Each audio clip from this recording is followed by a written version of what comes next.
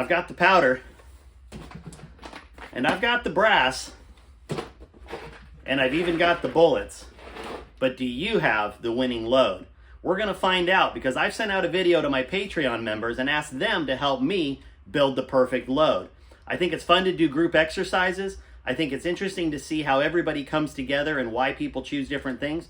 And I think everybody's going to come out a little bit better in their load development because of this. You can play along with my Patreon members by either joining Patreon or putting your thoughts below as far as powder charge, when I do seating depth and tuner test. And we're going to have a big graduation ceremony shooting the finished load at 600 yards.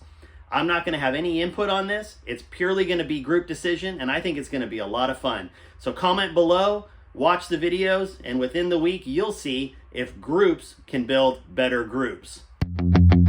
We are going to do something that I don't think I've ever seen anybody do, and we're going to call it Choose My Adventure instead of Choose Your Own Adventure. And what we're going to do is I borrowed a bunch of 190 Burger hybrids from a friend, and I thought it would be fun to see if we can develop a load, or I should say if you guys can develop a load for me, and we'll see how it turns out.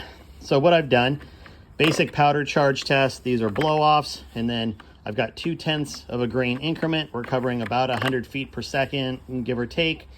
We're going to shoot them.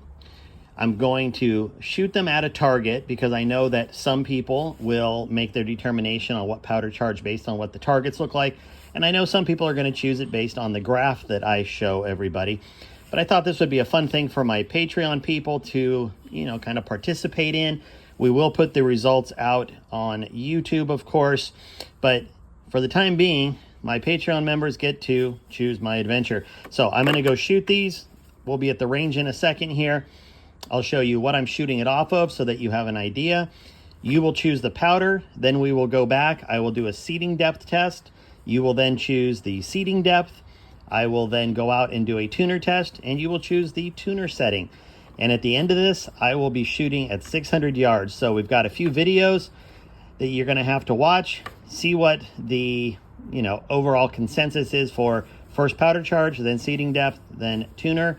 And then we're going to see how it performs at 600 yards. So I'm going through the process exactly how I normally would, which means this is all done at 100 yards. So the powder test is going to be at 100 yards here. I'll show you to you in a second. But I think this is going to be a lot of fun, and I think it's going to be really interesting to see, what are the high points and the low points that people vote for. And who knows, maybe I'll throw in some of the least voted for powder charges and seating depths just so we have a comparison. So hang around, and I think this is going to be a fun one.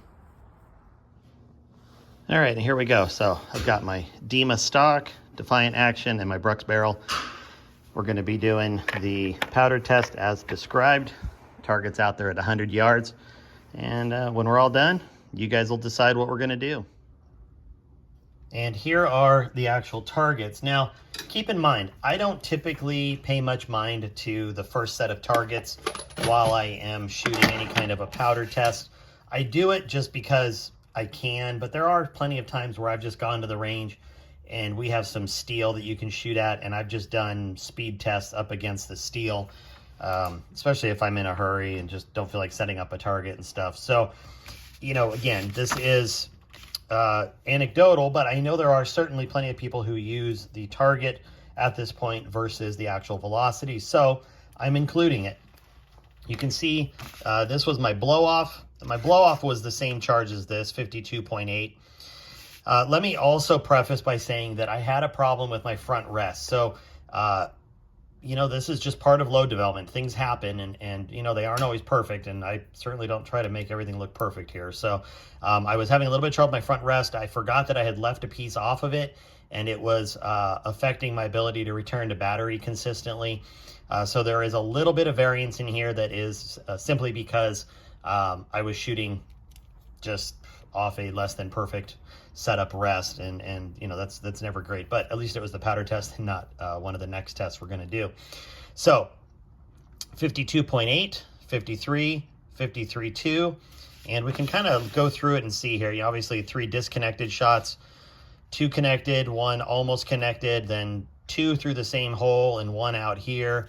Then we have 53.4, which is uh, two and then one. Then we have 3 disconnected, 2 and 1, 3 disconnected, 2 and 1, almost 2 and 1 disconnected, 2 and barely 2 and 1 disconnected, and then 2 and 1 disconnected. So you can see there's a pattern. I do know that some of this is simply because of the fact that I was dealing with a front rest issue, but nevertheless, it's still data, and I still wanted to include it. Now that you've seen the target, let's look at the actual graph, and then you get to make the decision. Powder charge test for you to take a look at.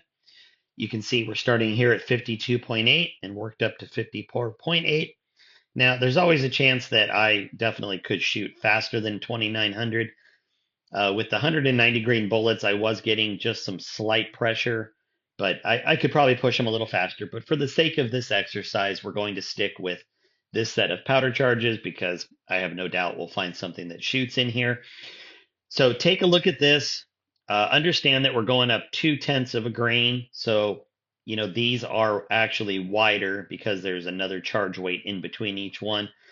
But you can take a look at this. If you are a graph or data person in this respect, you can use this for your reference.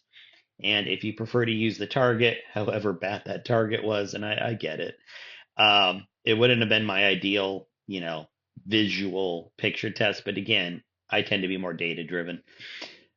Anyway, take a look at both of those. You guys make a decision. I'll wait. We'll give you a day or so to post, and I will take, kind of the general consensus. So I'm sure some people say, oh, 54.2, 54.4.